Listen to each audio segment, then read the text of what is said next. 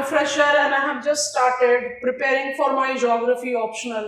What should be the way I should study effectively, efficiently, managing my time and cracking the examination right with the correct approach, correct dedication and correct strategy.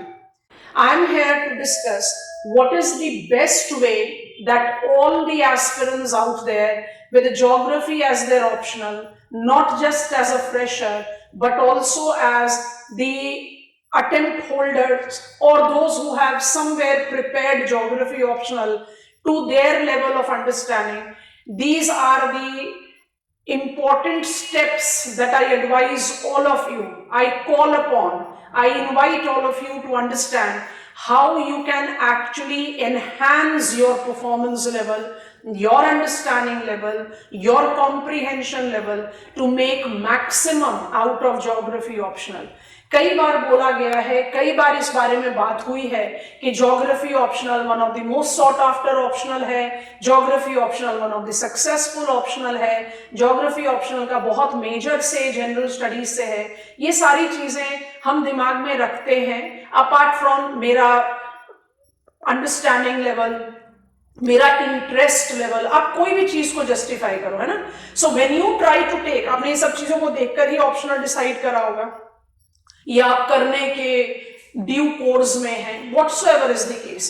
If you want to make maximum for your upcoming examinations, please follow the instructions and the analysis that I want to talk about in this particular interaction of ours. Geography जैसे optional को select करने के पीछे किसी भी तरीके का कोई भी एक साइंटिफिक टेम्परामेंट या एप्टीट्यूड नहीं चाहिए. It's a multi disciplinary subject. आप किसी भी सब्जेक्ट के बैकग्राउंड से आते हैं, इममटीरियल ऑफ दैट, ज्योग्राफी के पास कुछ ना कुछ ऐसा है जो आप ऑलरेडी जानते हैं, पहली चीज. दूसरी, geography is everything around me. इस चीज को बहुत ध्यान से पकड़ लेना. मतलब इट इज इनएविटेबल, आपके लिए इम्पॉसिबल है कि आप ज्योग्राफी को इग्नोर कर दो अपनी प्रिपरेशन में. आप कोई भी एग्जाम्पल पिकअप कर लो, cyclonic landfall, landslides, geopolitical tussles, trade wars, tariff barrier, कहां पर ज्योग्राफी नहीं है? हर जगह ज्योग्राफी है. तो ज्योग्राफी एक ऐसा सब्जेक्ट है जिसको कोई भी एक aspirant, serious aspirant, focused aspirant ignore नहीं कर सकता. तो आप इस तैयारी को किस तरह से फोकस करो, उसी के बारे में कुछ बातें करने के लिए हम आए. When I take reference, how do I define geography? एक क्लास नोट्स का सैंपल पेज आपके सामने रखा है. ज्योग्राफी इज, बहुत सारे डेफिनेशन है.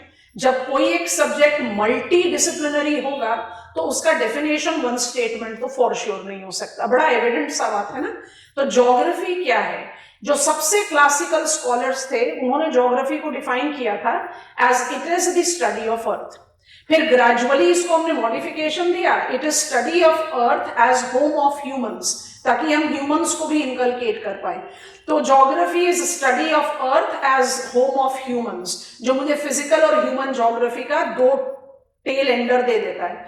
पर ज्योग्राफी का अगर थोड़ा सा और साइंटिफिक डेफिनेशन पिकअप करें तो geography is a spatio temporal discipline. हम ज्योग्राफी को एक टाइम और स्पेस के साथ रिलेट करता हुआ डिसिप्लिन बताते हैं, जिसमें space, location is very important. अब इसमें बहुत सारे थीम इनकॉर्पोरेटेड रहते हैं, वो तो खैर अभी हम डिस्कस नहीं कर रहे तो उतनी डिटेल्स में नहीं जाएंगे. But what is geography oriented towards? आप ज्योग्राफी को कैसे पकड़ो, आप क्या चीज पढ़ना चाहते हो. क्योंकि बच्चों एक चीज तो अपने दिमाग में बिल्कुल क्लियर रखना कि आप जिस एग्जामिनेशन की तैयारी कर रहे हो वहां पर there are certain important restrictions, and I'm repeating and emphasizing on this term, जो आपको अपने दिमाग में बार बार रिपीट करना है. पहले तो इम्बाइब करो उसको और उसको डेली बेसिस पर रिपीट करो. आपको यहाँ ज्योग्राफी का मास्टर नहीं बनना है, आपको यहाँ ऑप्शनल तैयार करना है. तो ऑप्शनल को तैयार करने के लिए जो मुझे एक फाउंडेशन चाहिए, मैं क्या पढ़ रहा हूं, मैं क्यों पढ़ रहा हूं, वो क्लैरिटी तो होनी चाहिए ना. ये थोड़ी है कि बुक उठाया और शुरू हो गए. तो आपको एक क्लैरिटी इवॉल्व करना बहुत जरूरी है। तो जब हम कहते हैं ना geography is a spatio temporal science, हम उसमें कहना क्या चाह रहे हैं कि आपका कोई भी प्रिपरेशन हो ज्योग्राफी के टॉपिक का, उसमें दो चीजें आपके रेडार पर हमेशा रहनी चाहिए। आपने कई बार अपने पीयर ग्रुप से, अपने सीनियर से चीज सुनी होगी कि कई एग्जामिनेशन के ईयर्स ऐसे हैं कि same question, almost same question मुझे जीएस में भी मिल गया और ऑप्शनल में भी मिल गया, और बच्चे यहीं पर ही कंफ्यूज हो गए कि क्या ओरिएंटेशन रखें, कि भाई जीएस में भी यही आंसर लिख कर आ रहे हैं, से फॉर एग्जांपल लैंड रिफॉर्म्स, और ऑप्शनल में भी यही आ गया, तो क्या मैं बिल्कुल वही जनरल स्टडीज पर्सपेक्टिव पर आंसर लिखूं? ज्योग्राफी को ज्योग्राफिकल एज कैसे दे पाते हैं वो तो समझना सबसे पहले जरूरी है ना। अगर ये मेरा ऑप्शनल है तो उसके लिए जो सबसे फाइनेस्ट स्टेपिंग स्टोन है that geography is a spatio temporal discipline. आपको जब ये स्पेस और टाइम का कैरेक्टरिस्टिक्स जैसे जैसे सिलेबस कवर करते हो समझ में आता है, आपको समझ में आ जाएगा with in quotes boldly underline ये ज्योग्राफिकल पर्सपेक्टिव है क्या।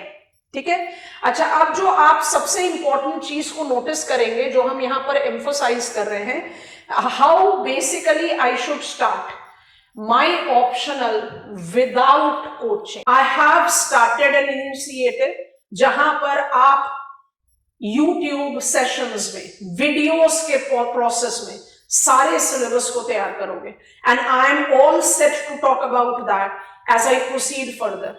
तो थोड़ा सा ध्यान से इस सेशन को सुने और समझने की कोशिश करें। When I say without coaching, you need to follow our videos systematic way. And what is that systematic way that I am taking into consideration? वो systematic way को समझना आपके लिए बहुत ज्यादा जरूरी है, क्योंकि जब तक आप systematically इसको follow नहीं करोगे आप उससे benefit नहीं ले पाओगे। ठीक है, Our class notes are sufficient for this exam. पूरा syllabus coverage, full syllabus. And when I say full syllabus, I don't have anything to hide to prove. जैसे कहते हैं ना हिंदी में, हाथ कंगन को आरसी क्या। It is evident. आप हमारे क्लास नोट्स जो हम अटैच करते हैं हर वीडियो के साथ, उसको देखो, क्लास के वीडियो को देखो, आपको खुद ही समझ में आएगा कि सिलेबस का कोई एक ऐसा पार्ट नहीं है जो मिस आउट हुआ। तो जब आई एम फुल फ्लेजेडली रेडी तो मेरे लिए प्रॉब्लम ही कहां रह जाएगी, मेरे लिए तो कोई प्रॉब्लम बची नहीं। उसके बाद आपको कुछ मिक्सअप करना है सविंद्र सिंह और एनसीईआरटी के साथ। अभी बस एक ग्लिम्स दिखा रहे हैं। जब हम सविंद्र सिंह की बात करते हैं, अब हम तो ओल्ड जनरेशन इंडिविजुअल है, तो मेरा जो पोजेशन है सविंद्र सिंह का जियोमॉर्फोलॉजी, वो थोड़ा सा ओल्डर प्रिंट है, बट एक है ये जियोमॉर्फोलॉजी, है ना।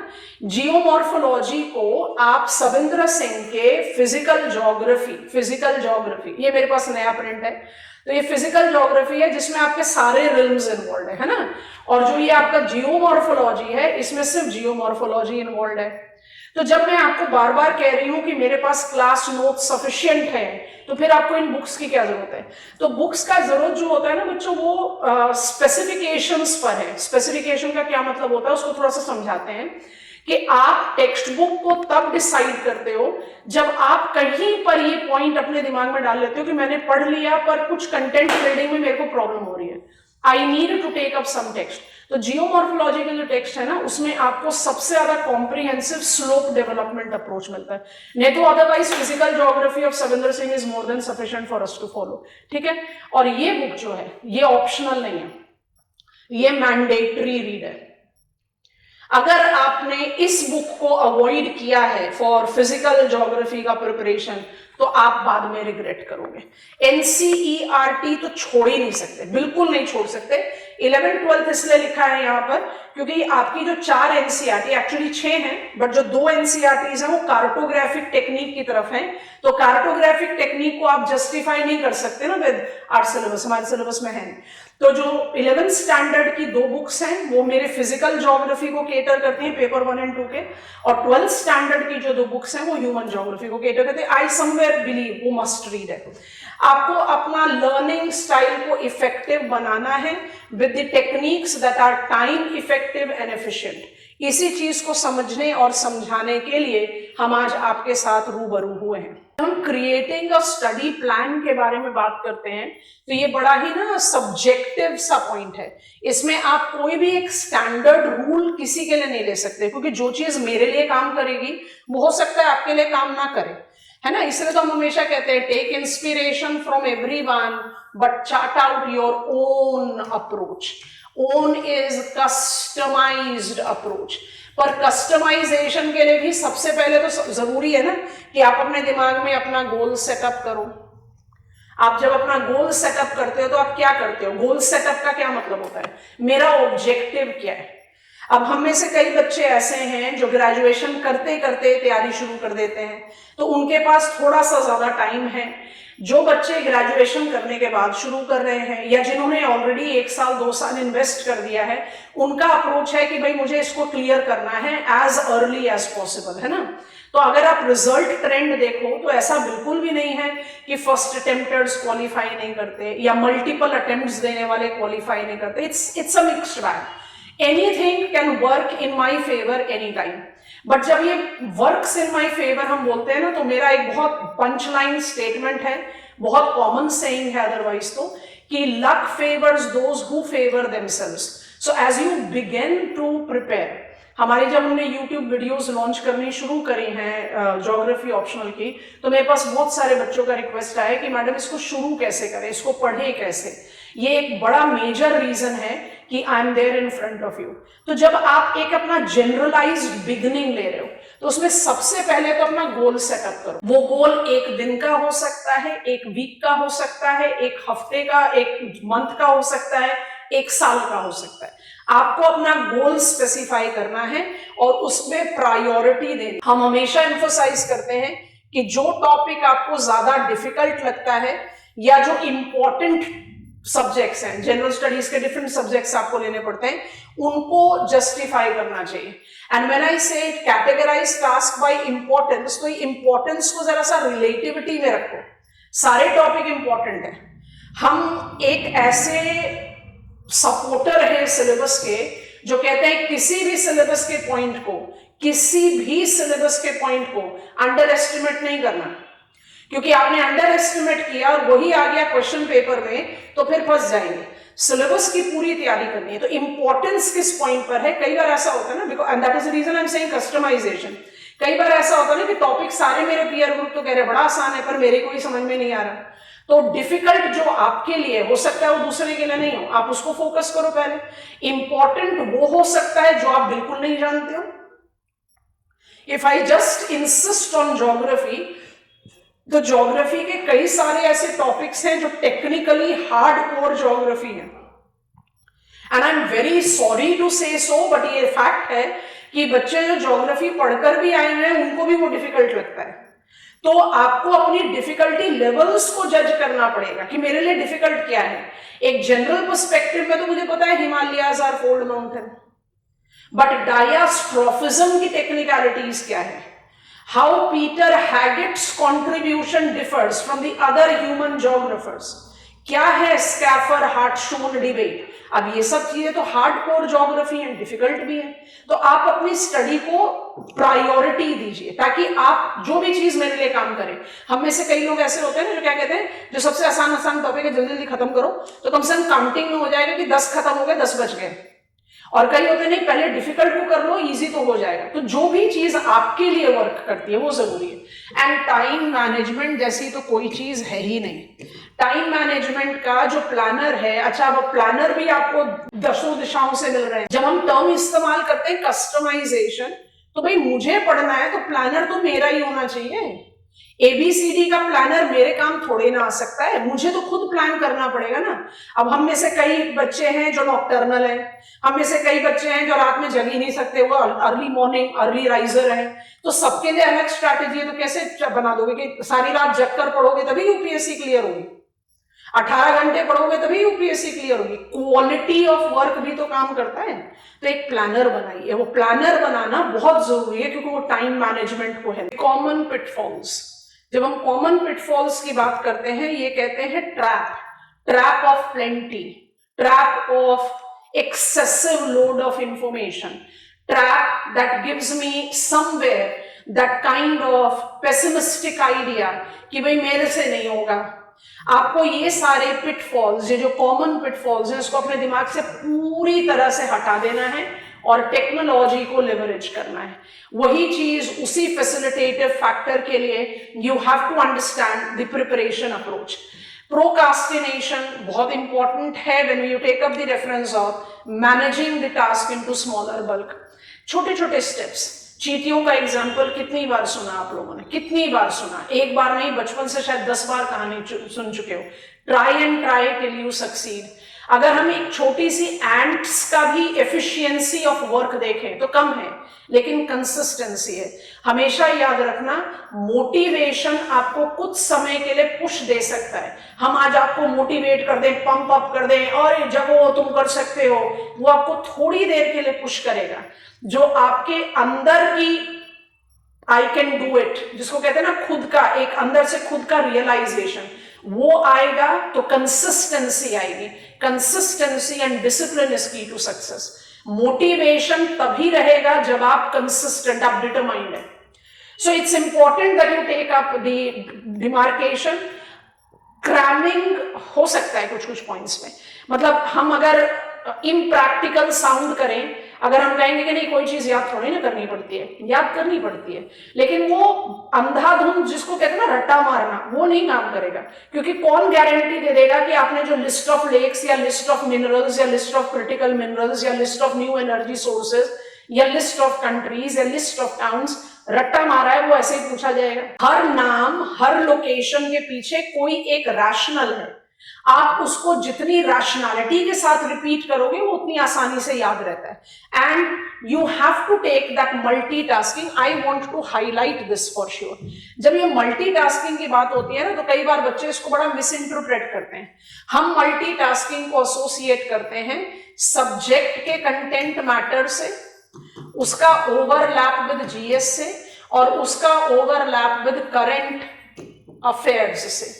आप इसको मल्टीटास्किंग बोलिए, और ये मल्टीटास्किंग वही बच्चा कर पाएगा जो न्यूज़पेपर रीड करते समय ये मेक आउट कर पा रहा है कि ये मेरे सिलेबस का टॉपिक है।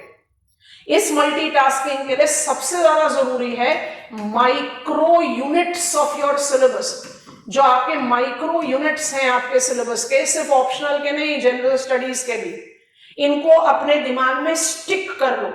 मतलब आपके दिमाग में एक एक पॉइंटर क्लियर होना चाहिए कि आज मैं न्यूज़पेपर में कोई एक स्पेसिफिक न्यूज आइटम पढ़ रहा हूं या पढ़ रही हूं।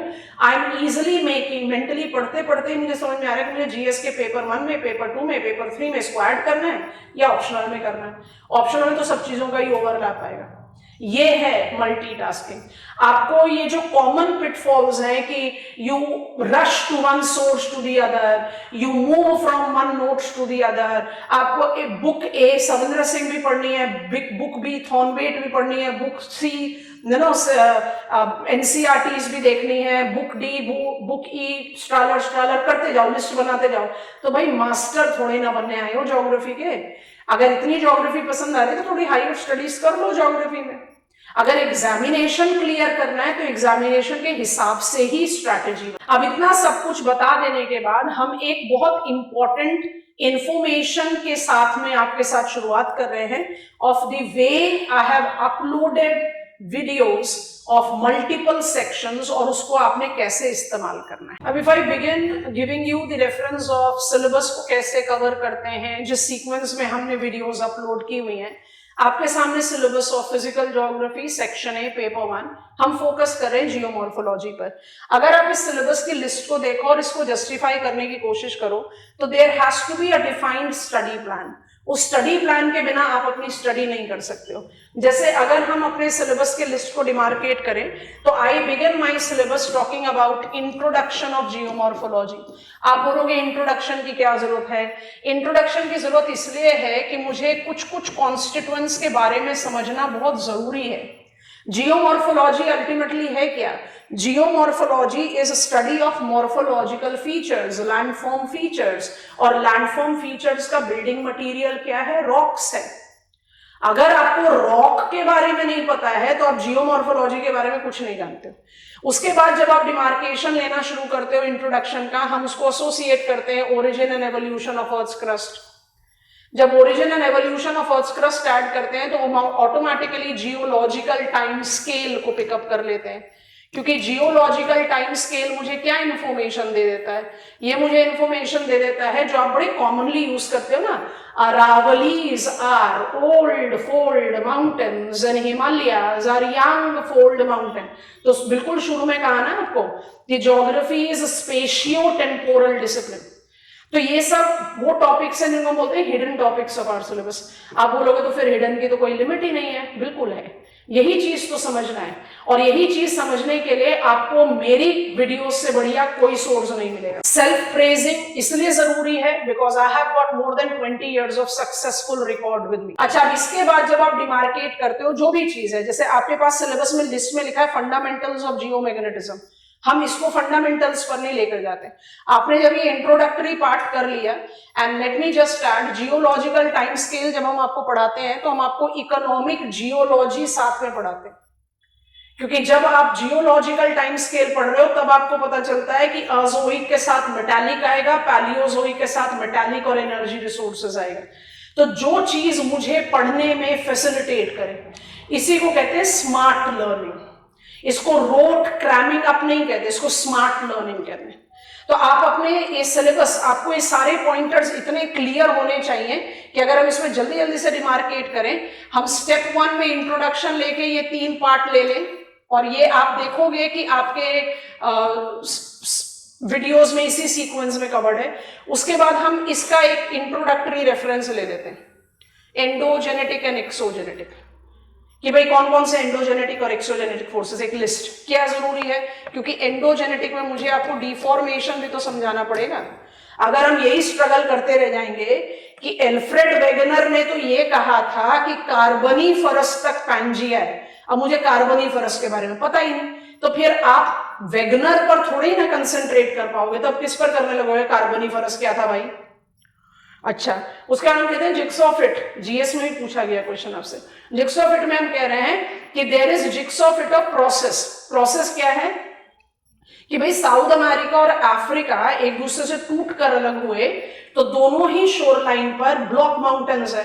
अब मुझे ये स्ट्रगल करना पड़ गया कि अरे भैया ये ब्लॉक माउंटेन कहां से आ गया, क्योंकि मुझे तो पता ही नहीं है डिफॉर्मेशन का क्या लॉजिक है। तो जब तक हम वो लॉजिक्स नहीं पकड़े, माने जिसको कहते हैं ना सीढ़ी दर सीढ़ी चढ़ना, हेल्थ के लिए भी अच्छा है, लिफ्ट नहीं लेना चाहिए, सीढ़ियों पर चलना चाहिए, और सीढ़ी पर जितने 2-4 सीढ़ियों को छलांग मारोगे गिरने की ज्यादा समस्या हो जाएगी। अगर एक एक स्टेप लोगे तो टाइम शायद थोड़ा ज्यादा लगे, लेकिन जो हमने शुरू में कहा, कंसिस्टेंसी इज की ऑफ सक्सेस। और कंसिस्टेंट रहने के लिए डिसिप्लिन में रहना बहुत जरूरी होता है। वो डिसिप्लिन कोई जरूरी नहीं है कि 18 घंटे की पढ़ाई हो, वो डिसिप्लिन 6 घंटे की इफेक्टिव पढ़ाई भी हो सकती है। तो अपने लिए बिल्कुल वैसे इम्प्रैक्टिकल माइलस्टोन तो डेवलप करो ही मत जो आपके लिए काम। I have been university topper throughout. हम कभी पूरे रात पढ़ाई नहीं कर पाए, कभी भी नहीं कर पाए। तो उससे क्या हुआ, हम कहीं फेलियर हुए? नहीं। सबके लिए कुछ अलग काम करता है, और वो अलग काम करना ही डिटरमाइन करना सबसे इंपॉर्टेंट चीज है। तो आप जब सिलेबस को इस तरह से ऑर्गेनाइज कर दे, तो माने इन स्टेप्स पर हम फुली प्रिपेयर हो गए कि मुझे पढ़ना क्या है, उसके बाद अपने सिलेबस को मेजरली डिवाइड कर देते हो एंडोजेनेटिक में। और अभी हम आपको वीडियोस के स्लाइड दिखा रहे हैं, तो एंडोजेनेटिक में पहले थियरी पढ़ लो, कॉन्टिनेंट ड्रिफ्ट थियरी है, प्लेट टेक्टोनिक थियरी है, फिर एंडोजेनेटिक फोर्सेस पढ़ो, अर्थक्वेक पढ़ोगे तो अर्थ इंटीरियर्स भी पढ़ोगे, वोल्केनिज्म पढ़ोगे तो वोल्केनिक एमिशन इंटेंसिटी भी पढ़ोगे, लैंडफॉर्म फीचर्स भी पढ़ोगे, माउंटेन बिल्डिंग पढ़ोगे तो माउंटेन बिल्डिंग थियरीज और जियोसिंक्लाइन भी पढ़ोगे। तो सीक्वेंशियल हो गया। That is how you should study.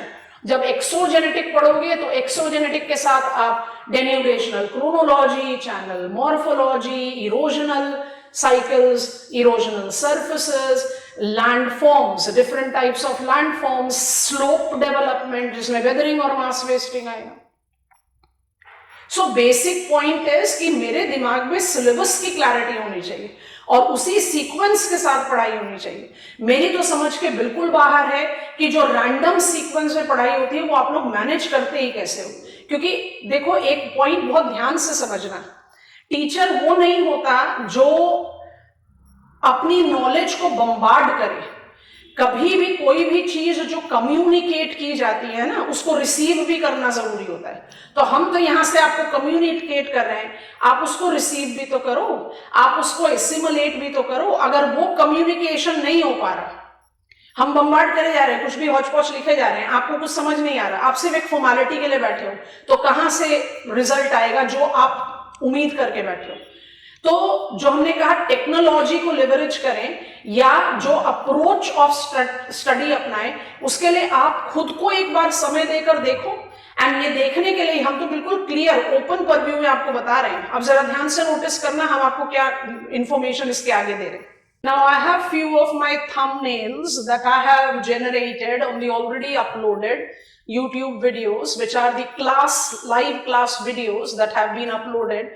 आप जरा उसको एक बार sequentially देखेंगे। ये मेरा सबसे पहला वीडियो है जियोमॉर्फोलॉजी का, प्लेलिस्ट में आपको आराम से दिखाई देगा। अभी हमने आपको ग्लिम्स ऑफ सिलेबस दिया, अगर आप उस ग्लिम्स ऑफ सिलेबस के साथ इसको जस्टिफाई करने की कोशिश करोगे तो जैसे हमने बताया कि हम जियोमॉर्फोलॉजी के इंट्रोडक्शन के बारे में बात करते हैं, तो जो मेरा फर्स्ट वीडियो है वो बेसिकली आपको इसी चीज पर फोकस करता हुआ दिखाई देगा, that I have talked about the different rock types, rock cycle के बारे में बताया है। तो ये सारी चीजें ना जो बड़ी एलिमेंट्री सी चीजें हैं, इन चीजों के साथ ही आप अपनी स्टडी को आगे बढ़ा सकते हो। It also takes into consideration how do I demarcate, एक पूरा स्टडी प्लान के साथ शुरू किया है, और उसके बाद हमने आपको इसमें रॉक टाइप्स जो बिल्डिंग मटीरियल है उसके बारे में बताया, और उसको बताने के बाद we have taken into reference the time factor. Time को हम दो तरीके से डिवाइड करते हैं, एक को एब्सोल्यूट टाइम बोलते हैं और एक को रिलेटिव टाइम बोलते हैं। अब हम आपको यहाँ पर पढ़ा तो नहीं रहे हैं, तो आप जरा इसको ध्यान से देखेंगे कि हम इसको इस्तेमाल कैसे करें।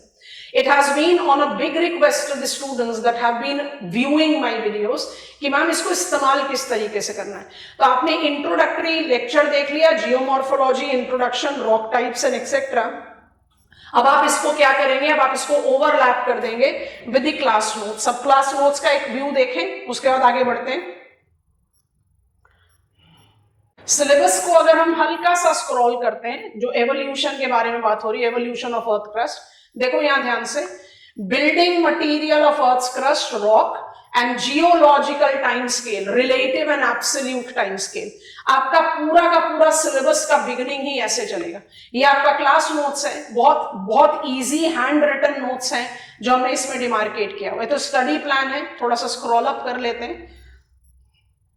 ये रहा आपका जो इंट्रोडक्टरी स्टेप्स है, एवोल्यूशन ऑफ अर्थ क्रस्ट लिया, उसके बाद हम आगे बढ़े तो हमें मिल गया, अभी हम स्टेजेस को थोड़ा सा स्क्रॉल अप कर रहे हैं, हम इनके बारे में बात नहीं, आप वीडियो में देखें, आपको वीडियो में सारी चीजें दिखाई देंगी, tertiary winds and etcetera, I have discuss that. जो आपको दिखाना चाह रहे हैं हम थोड़ा सा उसकी तरफ स्क्रॉल कर रहे हैं। ये सारा phases of earth crust development है। और आप मुझे खुद से बताओ कि आपकी सविंद्र सिंह रीडिंग कितनी हद तक खत्म हो गई, क्योंकि आपके पास इतना इलाबोरेट क्लास नोट्स है और उसके साथ आपका कंपनसेटिंग क्लास सेशन है। तो आपको सही मायने में किसी भी तरह की कोई भी कोचिंग लेने की जरूरत नहीं है। आप बहुत आराम से इनका इस्तेमाल करके अपने अटेम्प्ट को फुल प्रूफ बना सकते हो, और आप ये सारी प्लेलिस्ट देख सकते हो, सारी प्लेलिस्ट देख सकते हो। Introduction of general relief feature first, second and third order, और जैसे ही रिलीफ फीचर्स को इंट्रोड्यूस कर दिया, सारा हमारा इंट्रोडक्टरी पार्ट है कि मुझे जियोमॉर्फोलॉजी में पढ़ना क्या है। और जब आप इनको पढ़ना शुरू करते हो तो यू बिकम वेरी इक्विप्ड। हम सारे क्लास नोट्स को स्क्रॉल अप नहीं करेंगे, first, second and third order relief, ये सारी चीजें आपको वीडियो 1 में दिखाई दे जाएंगी। And it marks up its beginning, where I have just reached now, is the rock types that you take into account.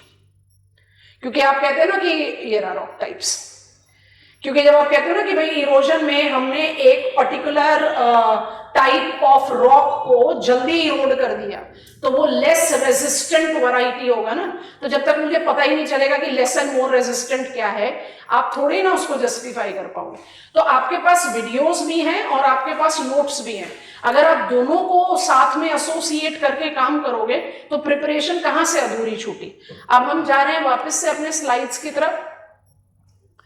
जब जियोमॉर्फोलॉजी का इंट्रोडक्शन का स्लाइड आप खत्म कर लोगे, when you are done with the first slot, उसके बाद आप जाओ सेकंड वीडियो पर, geological time scale and processes. आपको बता दिया कि जियोलॉजिकल टाइम स्केल को हम 2 पार्ट में डिवाइड करते हैं। अब ये दोनों पार्ट को आप जस्टिफाई करो यहाँ पर और अंडरस्टैंड करने की कोशिश करो। तो जो रिलेटिव टाइम होता है ये हार्डली टीच किया जाता है क्लासेस में। इसको हम बोलते हैं प्रिंसिपल ऑफ स्ट्रैटिग्राफी, जो बेसिकली आपको रिलेटिविटी ऑफ द टाइम बताते हैं। और इसमें एक बहुत इंपॉर्टेंट एक्सप्रेशन आता है अनकन्फॉर्मिटी, जो आपको आपके एनसीईआरटीज में भी दिखाई देगा। कंट्रीब्यूटर्स हैं सर चार्ल्स लेल और स्टेनो निकोलस। तो पॉइंट ऐसा है कि जब आप अपनी स्टडी पिकअप करते हो टाइम की, तो आप क्या कहते हो भाई, हमारा जो स्टडी है जियोमॉर्फोलॉजी का वो 4000 मिलियन ओल्ड प्लैनेट अर्थ की हिस्ट्री है ना।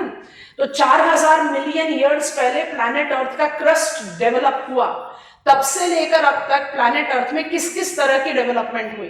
तो उन डेवलपमेंट को जज करने के लिए आप जो एक अप्रोच लेते हो, क्रोनोलॉजिकल अप्रोच, टाइम अप्रोच, उसको बोलते हैं रिलेटिव टाइम। अब रिलेटिव टाइम को कैसे समझें, आप वीडियो में भी देखना, हमने कुछ ऐसा ही बोला होगा।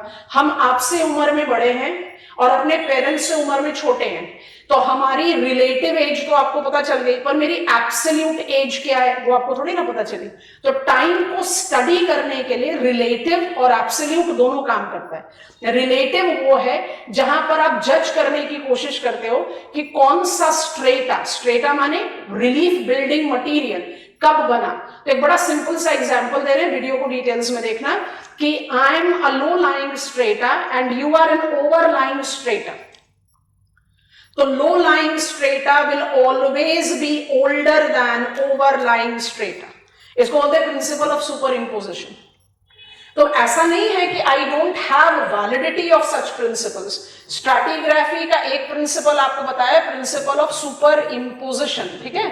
प्रिंसिपल ऑफ सुपर इम्पोजिशन क्या बोल रहा है, प्रिंसिपल ऑफ सुपर इम्पोजिशन बोलता है that low lying strata will always be older than overlying strata. But हर चीज प्लैनेट अर्थ के फेस पर तो डायनेमिक है।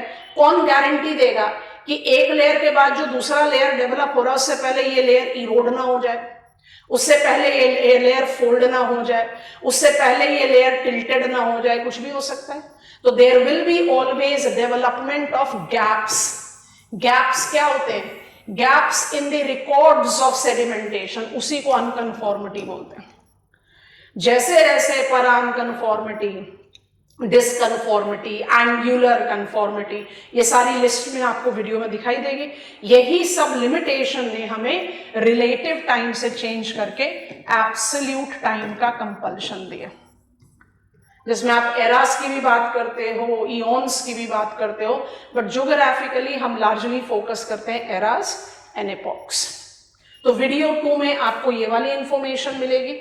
जैसे हम इसके आगे चलेंगे, पूरी प्लेलिस्ट है, उसका आपको थंबनेल हम दिखा रहे हैं। हमने आपको बताया ना कि जैसे हम इंट्रोडक्टरी पार्ट खत्म कर देंगे, उसके बाद हम आपको लेकर जाएंगे एक जनरल फ्लो चार्ट पर, जो आपको इस 3rd वीडियो में दिखाई देगी, फोल्डिंग एंड फॉल्टिंग। क्योंकि जब तक आप डिफॉर्मेशन नहीं समझोगे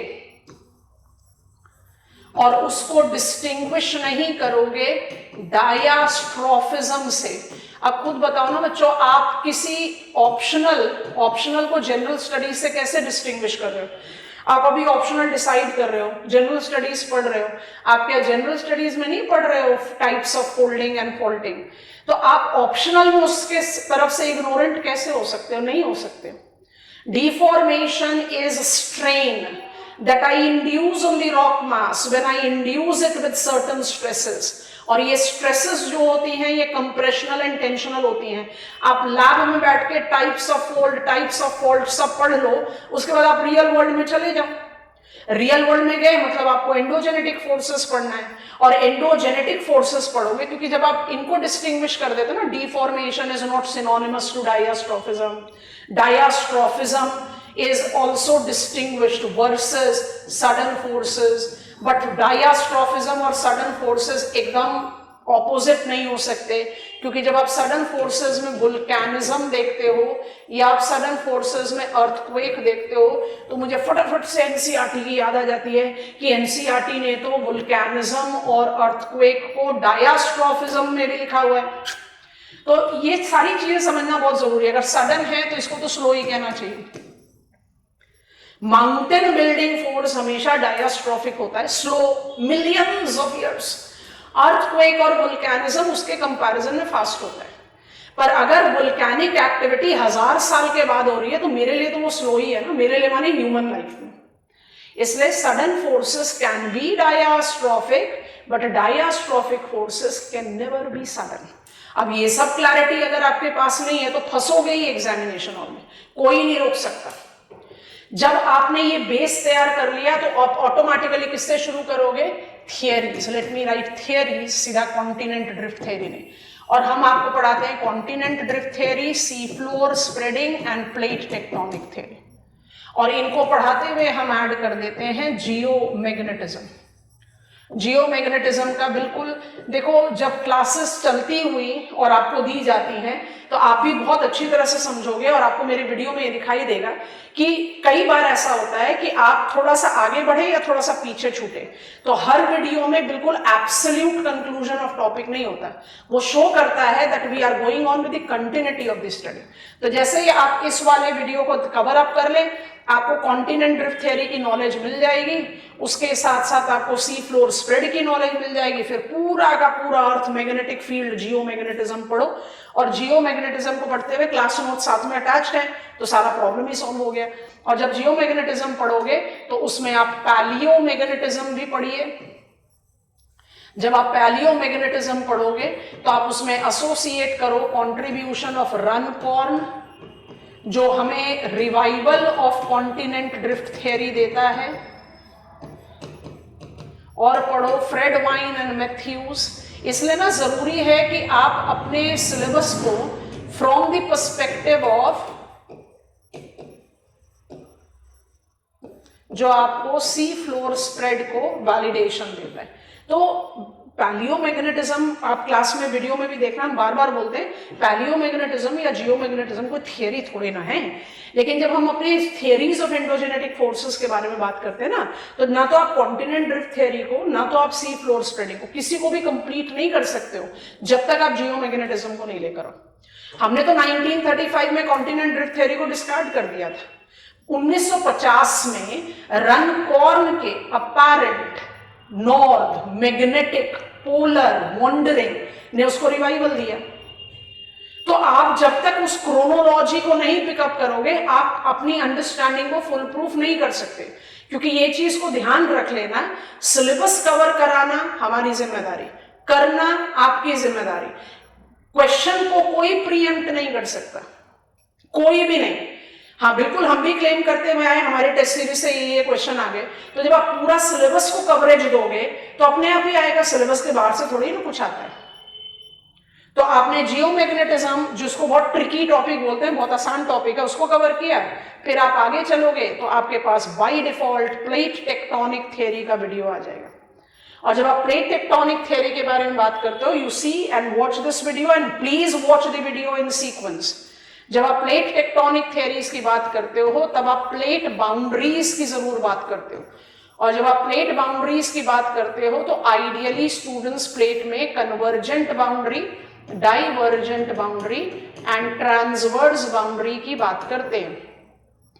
and kindly have a look on my videos, जिसमें आप हॉटस्पॉट्स, ट्रांसफॉर्म, टेरेन्स, इन सबको भी देखोगे। प्लेट टेक्टोनिक थियरी के फुल प्रूफ होने, मतलब हम बार बार बोलते हैं जब भी हम इस सेशन को ले रहे होते हैं, क्यों नेम द एंडोजेनेटिक फोर्स, ये वोल्केनिक माउंट कैसा है, यहां अर्थक्वेक क्यों है, ये कौन सा माउंटेन है, उसका आंसर प्लेट टेक्टोनिक थियरी देगा। It is that theory which actually makes me understand endogenetic forces, उसका लोकेशन नहीं, उसका कैरेक्टरिस्टिक्स भी।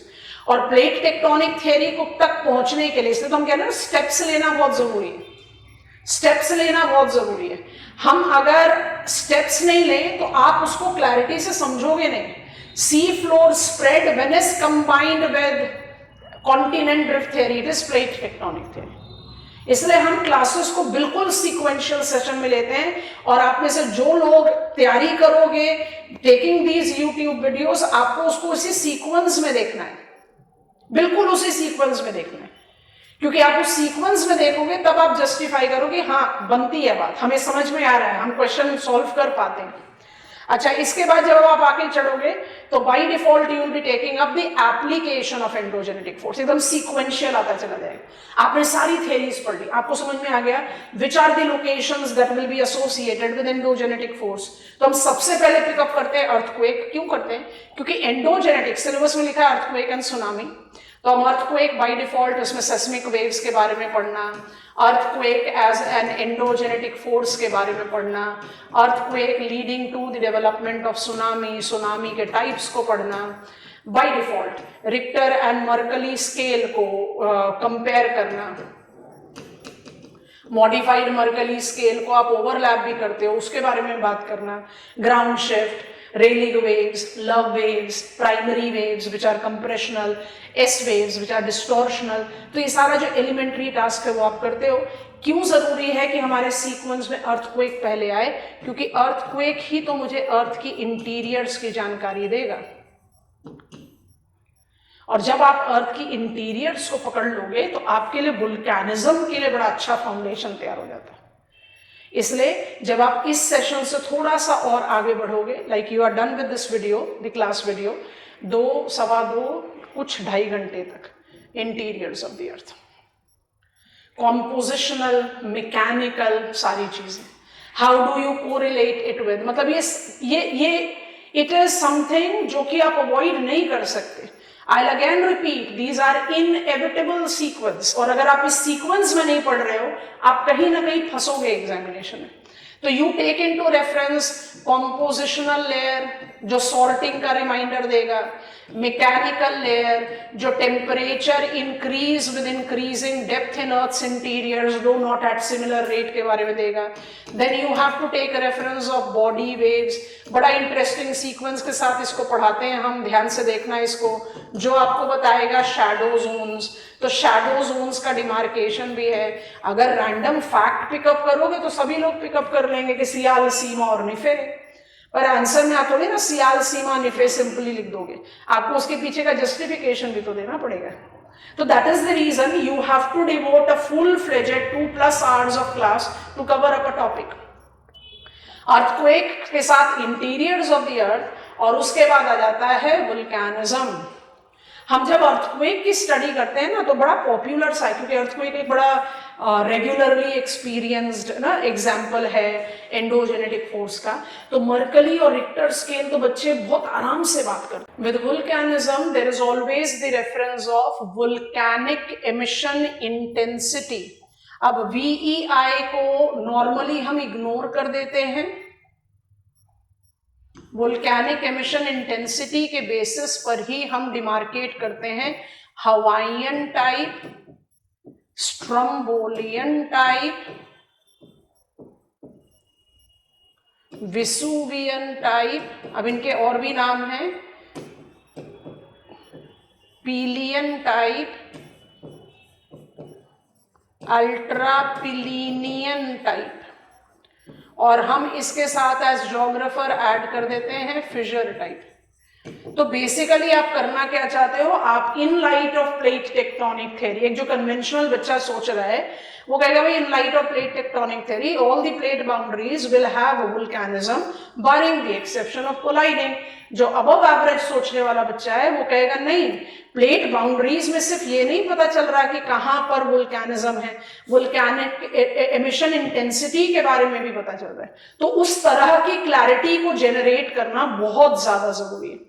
And you take my word, आप इन वीडियोस को जो लाइव क्लास वीडियोस हैं, कोर्स रिकॉर्डेड है, हमने लाइव सेशन नहीं लिया है, उसके साथ जब आप क्लास नोट्स की कंपैटिबिलिटी को ऐड ऑन कर लोगे, आपकी टेक्स्ट बुक रीडिंग की रिक्वायरमेंट तो 0 लेवल पर आ जाएगी। और ये आप प्रीवियस ईयर क्वेश्चंस को सॉल्व करते हुए भी नोटिस करोगे that I am in a full fledged position to solve out the things. Volcanism के पास हमारा जो वोल्केनिक को हमने दो पार्ट में डिवाइड किया हुआ है, volcanic features, because it's a developer of relief feature. तो वोल्केनिक लैंडफॉर्म फीचर्स में we have got volcanic mounts, we have got lava plateaus, we have got crater calderas, intrusive volcanic feature, वो सब include करते हैं और उसके साथ add करते हैं, और इसलिए थंबनेल में भी इसका नाम दिया हुआ है विल्सन साइकिल। विल्सन साइकिल मुझे डायनेमिज्म ऑफ प्लेट बाउंड्री को जस्टिफाई करवाता है। जब आप डायनेमिज्म ऑफ प्लेट बाउंड्रीज की बात करते हैं ना, तभी आप जस्टिफाई करते हो that every feature on the face of the earth incorporate dynamic development, कि जो प्लेट बाउंड्री आज है वो प्लेट बाउंड्री कल नहीं थी या कल नहीं होगी। ये मुझे रोडीनिया और पैंजिया के होने की एग्जिस्टेंस को जस्टिफाई करता है। तो ये बड़ा अच्छा पॉइंट ऑफ कंक्लूजन नहीं बट कंक्लूडिंग सडन फोर्सेस आ जाता है, थियरीज को भी कंक्लूड कर देता है। इसके बाद हमारे सिलेबस में क्योंकि रिक्वायरमेंट है, तो we take up the reference of geosynclines, mantle convection and all the mountain building theories. Syllabus कहता है ना recent mountain building theories. Geosyncline के बारे में पढ़ते हैं, टाइप्स ऑफ जियोसिंक्लाइन के बारे में पढ़ते हैं, what is geosyncline, then what are the types of geosyncline, how do I take Kober's concept of mountain building as a true preceder of plate tectonic theory in explaining orogenesis or mountain building forces। क्या reason है कि अगर syllabus में नहीं लिखा होता recent theories on mountain building, तो इस लेवल तक आते आते हमें माउंटेन बिल्डिंग के बारे में सब कुछ पता चल जाता है। कौन से फोल्ड, कौन से ब्लॉक, कौन सी यंग, कौन सी ओल्ड, कौन सी एंशिएंट, आप सब कुछ जान चुके होंगे जब तक आप इस वीडियो पर आओगे। तो आपको माउंटेन बिल्डिंग के बारे में सब कुछ पता है, पर क्योंकि सिलेबस कहता है जियोसिंक्लाइन, सिलेबस कहता है recent theories on mountain building, तो Joly, Jeffrey, we have many other scholars, but जो प्रोमिनेंट है जिसको आप ट्रू प्रिसीडर कह सकते हो, कोबर है, तो उस पर फोकस करते हैं and we take up the reference of it. Mantle convection को ऐड करने का सीधा सा रीजन है कि प्लेट मूवमेंट को एसोसिएट करता है मेंटल, और कोबर की कंसेप्ट को हम ट्रू प्रिसीडर सिर्फ इसलिए बोलते हैं क्योंकि Arthur Holmes was the scholar who talked about mental convection। क्या मतलब?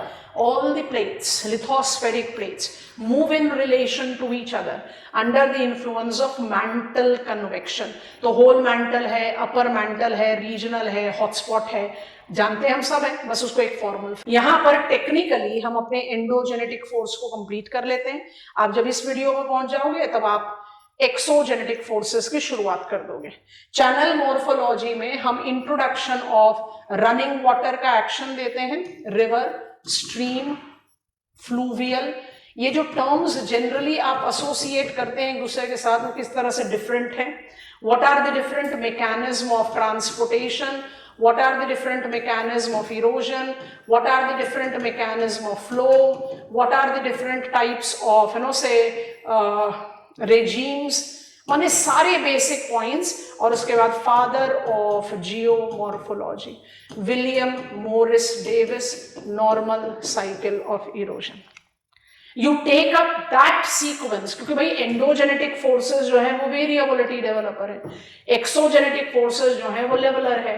जब तक वेरिएबिलिटी डेवलपर को नहीं पिकअप करोगे तो लेवलर्स को कैसे पढ़ पाओगे? तो है तो अपने आप में अलग अलग टॉपिक, पर you need to take that sequence जहां पर आपके लिए कॉम्प्रिहेंशन बेटर हो जाए, अंडरस्टैंडिंग बेटर हो जाए, रिटेंशन बेटर हो जाए, तो आप अपने आप क्वेश्चन को अच्छी तरह से हैंडल करोगे। चैनल मॉर्फोलॉजी मुझे एक्सोजेनेटिक फोर्सेस का इंट्रोडक्शन दे देता है और फिर चलना शुरू होता है हमारा पूरा डिफरेंट लैंडफॉर्म फीचर, जैसे rejuvenation, G K Gilbert and William Gilbert, दो अलग अलग स्कॉलर्स हैं, तो we take that. Glacial cycle जोमे डेविस ने दिया, सारे ग्लेशियल टोपोग्राफी यहाँ पर एसोसिएट होंगे, ये सारे आपके exogenetic forces. Coastal cycle, sea wave as an active agent of gradation, coastal cycle को कैसे जस्टिफाई करते हैं, which are the erosional and depositional feature. यहाँ पर एक चीज जरूर लिखना चाहेंगे, एक जो कॉमनली बच्चे कंफ्यूज हो जाते हैं, कोस्टल साइकिल ऑफ इरोजन के साथ हम टर्म इस्तेमाल करते हैं प्रोफाइल ऑफ इक्विलिब्रियम, देखना वीडियो में ध्यान से। और जैसा आप लोगों ने रिक्वेस्ट किया हम समझा रहे हैं, तो आपसे बहुत सिंसियर रिक्वेस्ट है, सीक्वेंस में ही जाना, स्किप मत करना। जब प्रोफाइल ऑफ इक्विलिब्रियम की बात करते हो तो आप कहते हो ऑन शोर and that is beach deposits, और जब आप बात करते हो नेगेटिव रेजुवनेशन, या जब आप बात करते हो एडवांसिंग शोर लाइन, तब आप बात करना शुरू करते हो बार डिपॉजिट्स या स्पिट्स के बारे में। आप देखोगे होलसम कवरेज, माने सिर्फ आप Davisian fluvial coastal cycle of erosion नहीं पढ़ते हो, आप सारे लैंडफॉर्म फीचर्स जिनको आप थर्ड ऑर्डर रिलीफ फीचर बोलते हैं वो कवर होते हैं। और ये इतना कॉम्प्रिहेंसिव कवरेज आई चैलेंज किसी के क्लास में नहीं होता, नहीं होता। आप जानते हो, खुद कर लेना। तो हमारा काम ऐसा नहीं है, जैसा हम नॉर्मली बच्चों को भी बोलते हैं, जब आप किसी चीज की शुरुआत करते हो तो बड़े एंथुजियास्टिक रहते हो, पर उसी एंथुजियाज्म के साथ उसको खत्म करना, जो बच्चा ये कर लेगा ना उसको सक्सेस से कोई रोकेगा नहीं। तो जिस एंथुजियाज्म से हम अपनी क्लासेस शुरू करते हैं, हम उसी एंथुजियाज्म के साथ सारे टॉपिक्स को कवर करते हैं। और आप किसी भी लेवल, किसी भी क्लास में मेरा एनर्जी लेवल, मेरा टेम्परामेंट, मेरा focus towards making you understand नहीं लगेगा कि कम पढ़ रहा है या कमजोर पढ़ रहा है। You have to take that. Desert, aeolian topography, यहां पर भी दोनों चीजें कवर की हुई है, एक तो इओलियन साइकिल एलसी किंग का, और दूसरा wind as an active agent of gradation. सारी चीजें, माने you don't miss out on any. तो सारे एजेंट्स ऑफ ग्रेडेशन आते हैं हमारे पास। फिर weathering, carbonation and Frost action से अपने आप को इंट्रोड्यूस कराते हैं, क्योंकि जब आप बात करते हो, let me just right it here, वो हम बिगनिंग में ही आपको फ्लो चार्ट दे देते हैं, तो आपको सेशन ऑफ एक्सोजेनेटिक पता चल जाएगा। जब आप एक्सोजेनेटिक या एपीजीन प्रोसेसेस के बारे में बात करते हो तो आप बाय डिफॉल्ट ग्रेडेशन के बारे में बात करते हो। तो चाहे वो रिवर है, चाहे ग्लेशियर है, चाहे सी वेव है, चाहे विंड है, वो तो एजेंट्स ऑफ ग्रेडेशन हो गए। उसके साथ आप वेदरिंग विद मास वेस्टिंग भी करते हो। तो जब आप वेदरिंग प्लस मास वेस्टिंग के बारे में बात करते हो ना, तो ये आपको लिंक दे देता है किस किस चीज की। वेदरिंग में अगर कार्बोनेशन है, जो आपको थंबनेल में दिख रहा है, तो ये आपको बताता है कास्ट टोपोग्राफी। और अगर वेदरिंग में फ्रॉस्ट एक्शन है तो ये आपको बताता है पेरीग्लेशियल टोपोग्राफी। अब आप मुझे बताओ, पेल्टियर नहीं पूछा एग्जामिनेशन में, स्पीलियोथर्म नहीं पूछा एग्जामिनेशन में, पूछा है ना? तो ये तो सिलेबस में तो कहीं लिखा नहीं, हमेशा ये बोला जाता है सिलेबस में तो कहीं लिखा नहीं। जियोमॉर्फिक साइकिल्स तो लिखा हुआ है ना, तो जब जियोमॉर्फिक साइकिल लिखा है तो कैसे कंक्लूड कर लोगे कि फ्लूवियल, ग्लेशियल, कोस्टल और इओलियन पे रुक जाओ? कास्ट भी ऐड करो, सेकंड साइकिल ऑफ इरोजन भी ऐड करो, पेरीग्लेशियल साइकिल भी ऐड करो। क्यों नहीं करोगे? नहीं करोगे तो सिलेबस की तैयारी नहीं करेंगे। तो इसलिए थंबनेल में ये हेडिंग दिया, क्योंकि कास्ट और पेरीग्लेशियर इसके साथ कवर होता है। और जब वेदरिंग को मास वेस्टिंग के साथ एसोसिएट करते हो तो ऑटोमेटिकली आपका चला जाता है स्लोप प्रोसेसेस पर। जितने भी स्लोप प्रोसेसेस के आइडियोलॉजी हैं, स्लोप एलिमेंट्स हैं, वो सब यहां पर कवर होता है। What are the hill slope elements, what are the hill slope processes, elements या कंपोनेंट बोलते हैं, versus what are the hill slope forms versus what are the hill slope approaches, ये सारी चीजें आप पढ़ते हो और आप बहुत आराम से उस तरह के क्वेश्चंस को जस्टिफाई कर लेते हो जो फेस वैल्यू पे बड़े डिफिकल्ट लगते हैं, कि how king combined the work of Penck and Davis with would with his own. तो ये तो जो अपने आप में मिथ है कि भाई स्लोप डेवलपमेंट जो है ना वो अलग टॉपिक है। स्लोप डेवलपमेंट कंसोलिडेशन है सारे के सारे एक्सोजेनेटिक फोर्सेस का, इसलिए वो logically towards end of the study आता है।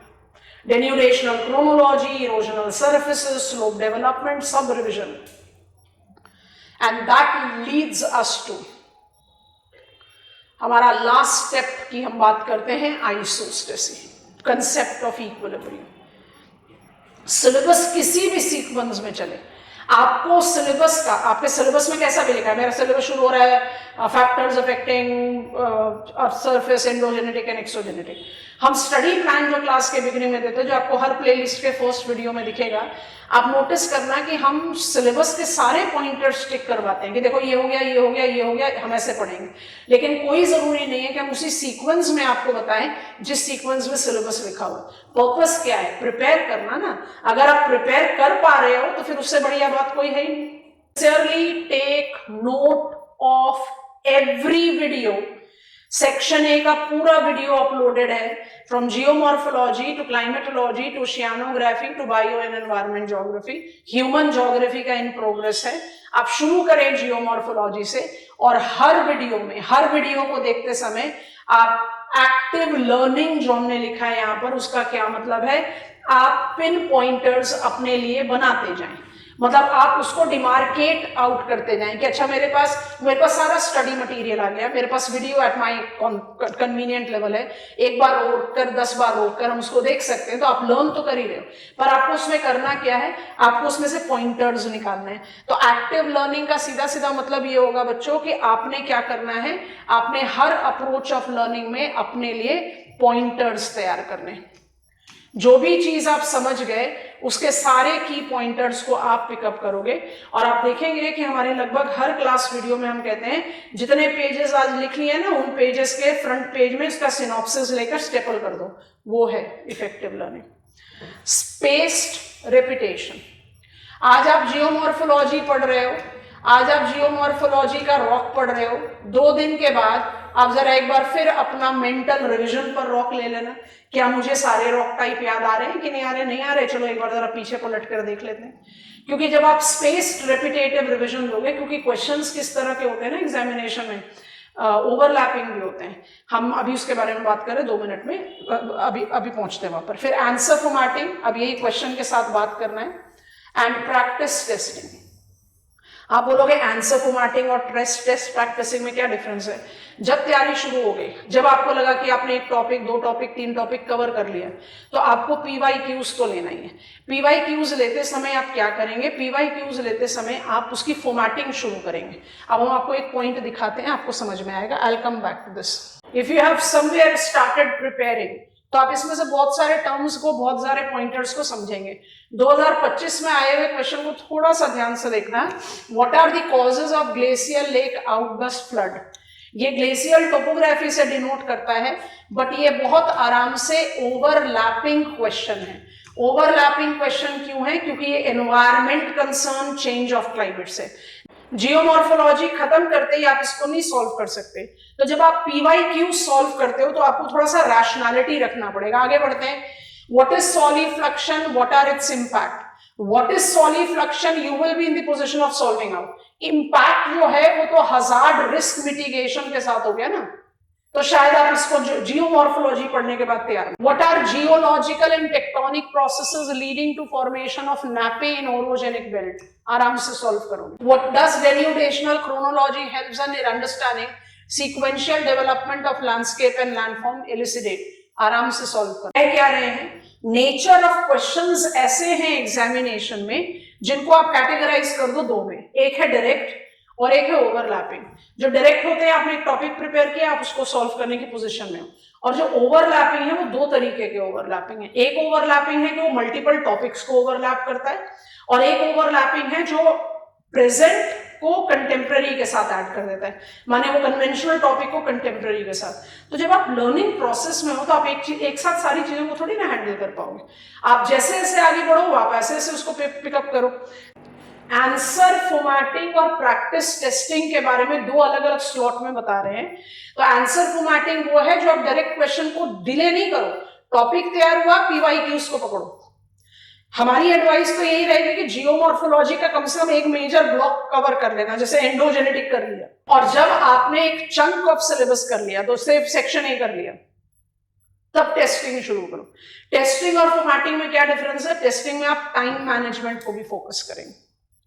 जब आप टेस्टिंग में टाइम मैनेजमेंट को फोकस करने लगोगे, तब आप एग्जामिनेशन के लिए पूरी तरह से तैयार रहोगे। अगर आप उसको नहीं जस्टिफाई करोगे तो आप एग्जामिनेशन के लिए पूरी तरह से तैयार नहीं हो।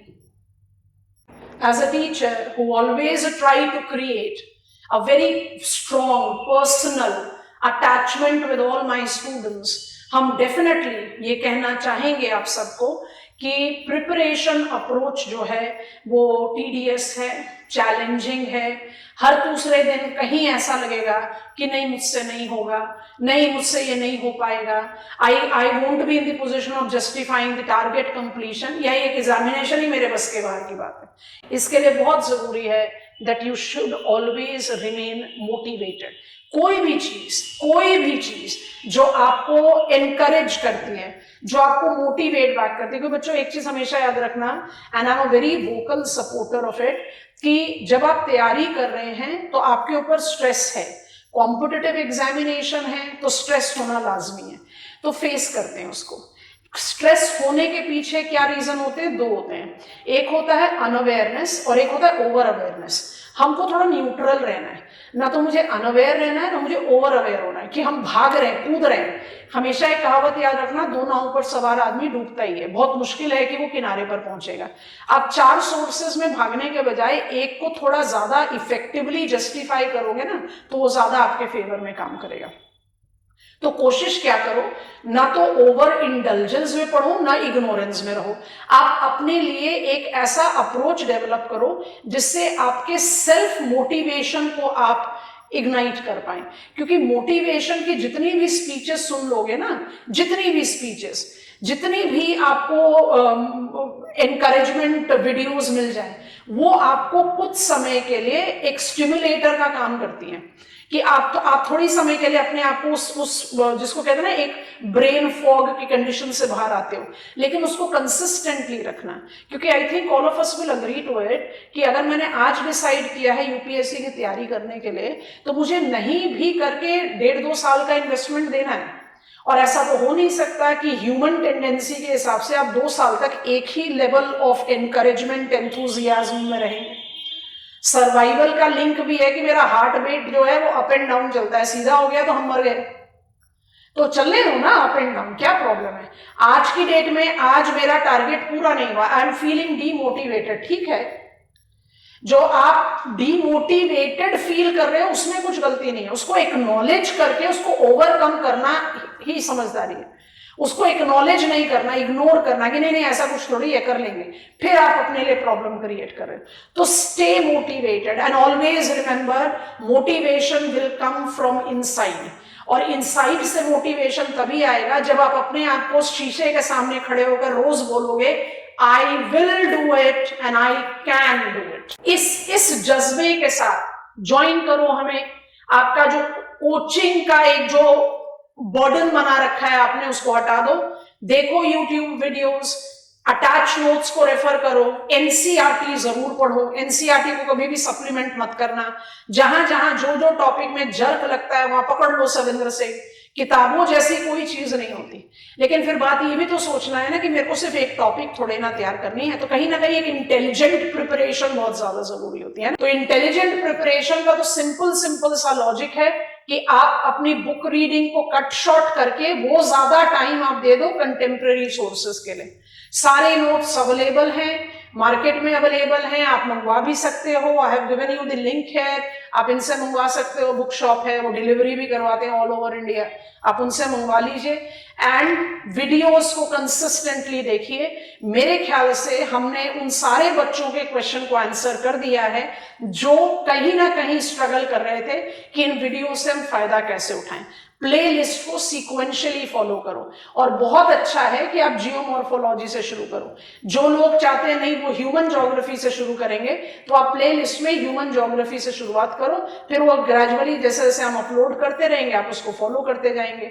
आपकी preparation strategy of geography optional is in safe hands with me, Neetu Singh, giving you all the recorded lectures